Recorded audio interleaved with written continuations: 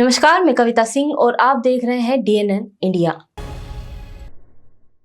अजमेर जिले के विकास की दिशा और रफ्तार को और सशक्त करने के उद्देश्य से बुधवार को जिला खनिज प्रतिष्ठान न्यास डीएमएफडी की गवर्निंग काउंसिल की महत्वपूर्ण बैठक रीट कार्यालय में आयोजित हुई। बैठक में जिले के समग्र विकास, खनिज क्षेत्र से होने वाली आय के सदुपयोग और जनकल्याण से जुड़े प्रस्ताव पर विस्तार से चर्चा की गई। अजमेर जिले के विकास की दिशा और रफ्तार को सशक्त करने के उद्देश्य से बुधवार को जिला खनिज प्रतिष्ठान न्यास डीएमएफडी की गवर्निंग काउंसिल की महत्वपूर्ण बैठक रीट कार्यालय में आयोजित हुई। बैठक में जिले के समग्र विकास, खनिज क्षेत्र में होने वाली आय के सदुपयोग और जनकल्याण से जुड़े प्रस्तावों पर विस्तार से चर्चा की गई। इस अवसर पर विधानसभा अध्यक्ष वासुदेव देवनानी, केंद्रीय कृषि राज्य मंत्री भागीरथ चौधरी, जल संसाधन मंत्री सुरेश सिंह रावत सहित जिले के विधायक और वरिष्ठ प्रशासनिक अधिकारियों ने भाग लिया। बैठक के दौरान शिक्षा, स्वास्थ्य, पेयजल, सड़क, कृषि और ग्रामीण बुनियादी ढांचे से जुड़ी परियोजनाओं की समीक्षा की गई और कई नए प्रस्तावों को सैद्धांतिक स्वीकृति भी प्रदान की गई। अधिकारियों ने बताया कि डीएमएफडी फंड का लक्ष्य खनिज प्रभावित क्षेत्रों में जीवन स्तर सुधारना और बुनियादी सुविधाओं को सुदृढ़ करना है। बैठक में इस बात पर जोर दिया गया कि ये योजना का लाभ सीधे आमजन तक पहुंचे और कार्यों की गुणवत्ता पर किसी भी प्रकार का समझौता न हो। बैठक का माहौल रचनात्मक और विकासोन्मुख रहा, जिसमें जन कल्याण को प्राथमिकता देने की स्पष्ट नीति देखने को मिली। विधानसभा अध्यक्ष वासुदेव देवनानी ने कहा, अजमेर जिले के हर वर्ग तक विकास का लाभ पहुंचे, यही हमारी प्राथमिकता है। पारदर्शी और परिणाममुखी योजनाओं के माध्यम से हम जिले को एक आदर्श विकास मॉडल के रूप में स्थापित करने के लिए प्रतिबद्ध है। डीएमएफडी की विकास के बारे में आज मीटिंग हुई। पूरे सारे डिपार्टमेंट के अधिकारी भी आए और हमारे सारे जनप्रतिनिधि आए, सारे विधायक आए और मैं भी उसमें उपस्थित हुआ। हम चाहते हैं कि ये जहाँ जहाँ आवश्यक जो काम है वो ज़रूरी होना चाहिए।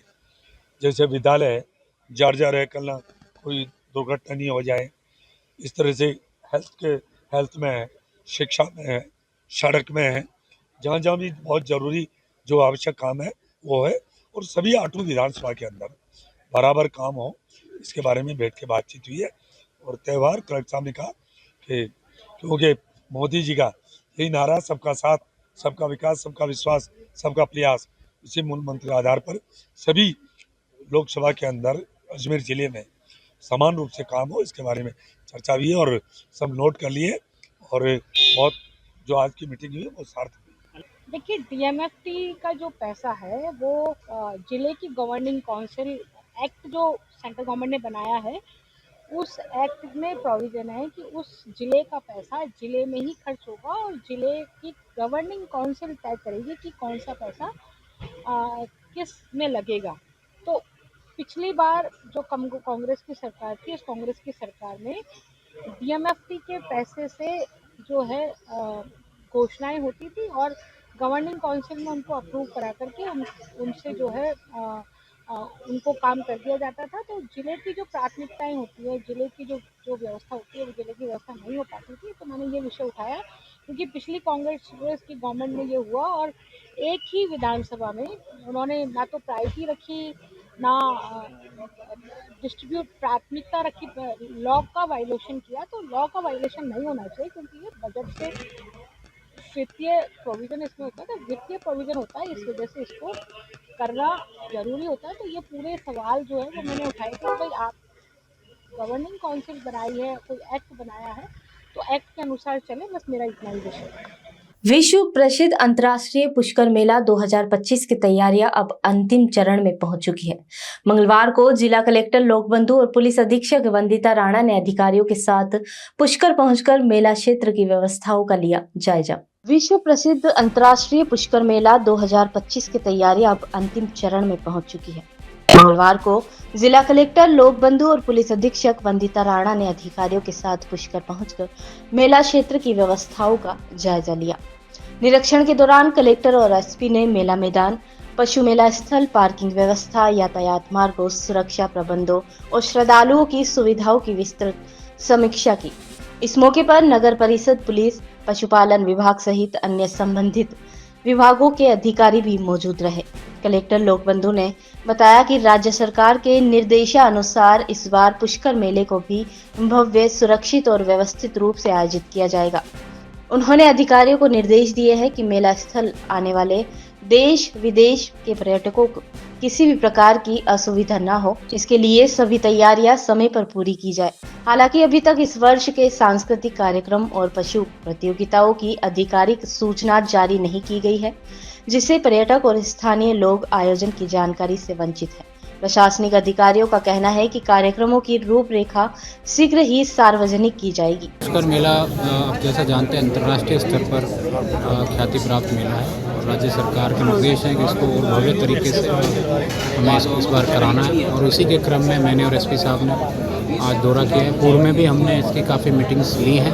अब तक लगभग 5 मीटिंग मेरे और एसपी साहब के स्तर पर हो चुकी है। उसके अलावा अन्य जो हमारी समिति बनी है सब ने अपनी मीटिंग्स भी की हैं, फील्ड में दौरे भी किए हैं। तो जो भी आवश्यक कार्रवाई करनी थी, चाहे टेंडर्स शुरू करके जो काम शुरू करने हैं, आप देख पा रहे होंगे ये सारे काम भी शुरू हो गए हैं और अगले 3 से 4 दिन में काम ख़त्म भी हो जाएंगे। इस बार क्योंकि लैंड को लेके हमारे पास हर बार इशू आता था, जो सरकारी लैंड थी उस पर कब्जा करने को लेकर या उस पर कोई कुछ लोगों के द्वारा पैसा भी मांगा जाता था, तो इस बार हमने उसका भी प्रोसेस पूरा ऑनलाइन किया है और उसमें चाहे हमारे पशुपालक हों, घोड़े पालक हों या हमारे ऊँट पालक हों, सभी को ही हमने ऑनलाइन प्रोसीजर भी दिया है। साथ ही जो लोग ऑनलाइन नहीं कर सकते उसके लिए ऑफलाइन भी हमने प्रोसेस रखा है। बट मुख्यतः हमारे प्रयास है कि हम ऑनलाइन ही इसका अलॉटमेंट करें और उसकी प्रक्रिया भी चल रही है। हमारी 30 लोगों की टीम वहाँ पर डिमार्केशन के लिए है और इसके अलावा हमने हेल्पलाइन नंबर्स भी दिए हैं।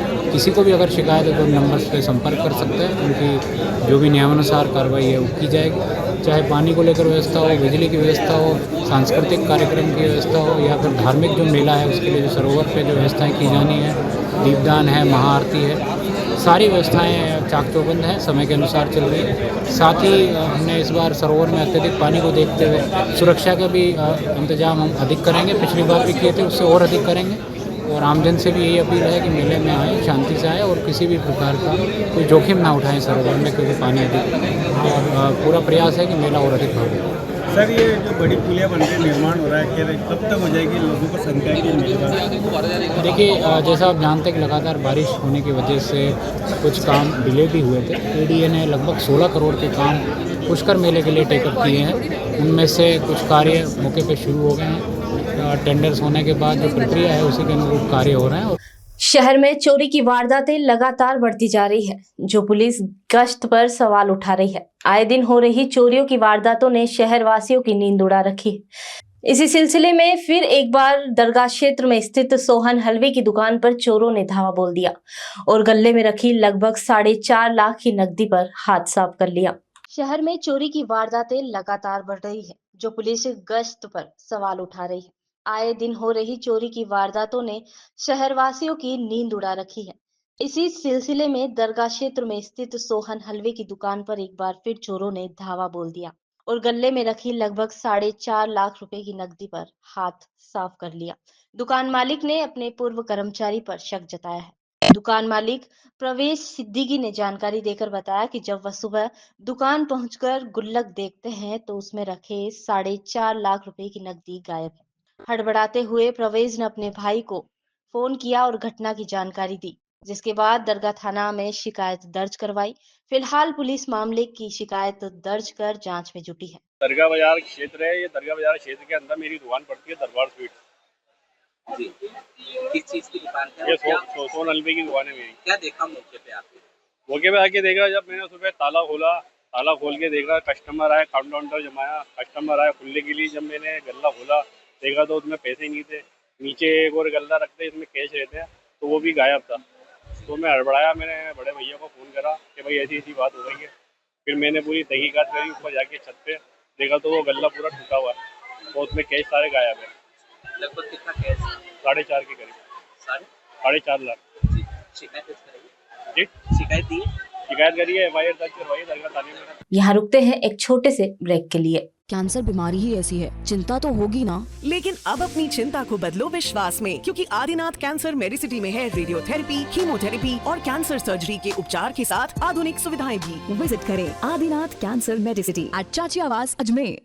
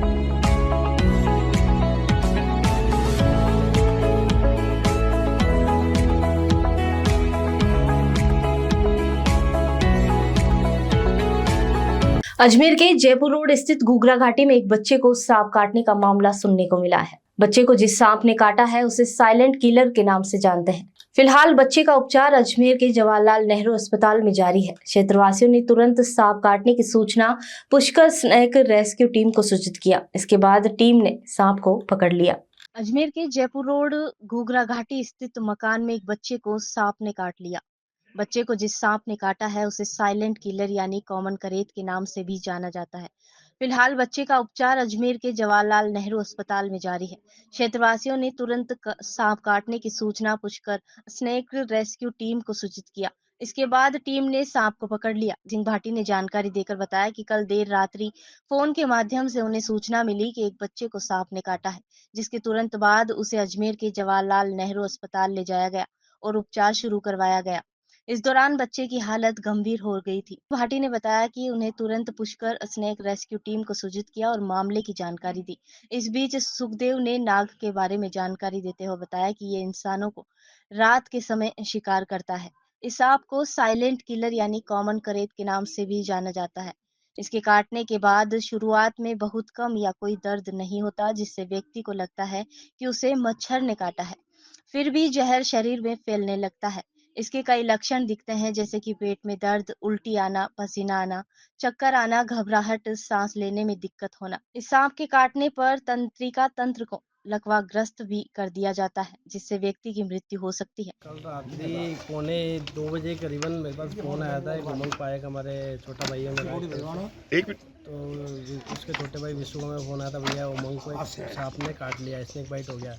हम जेलन लेके गए उसको, तो जेलन में उसकी टिटनेस इंजेक्शन लगा के जैसे जैसे समय बीतता रहा वैसे वैसे उसकी तबीयत ज़्यादा ख़राब होने लगी। अभी वो वेंटिलेटर पे है। फिर हमने सुखदेव जी भट्टे सब मित्र उनको फ़ोन करके बुलाया, तो उन्होंने हमें जानकारी दी कि ये जो सांप है ये साइलेंट किलर कहलाता है और इसके काटने से बहुत मतलब नर्वस सिस्टम डाउन हो जाता है और बहुत सी परेशानी हो जाती है।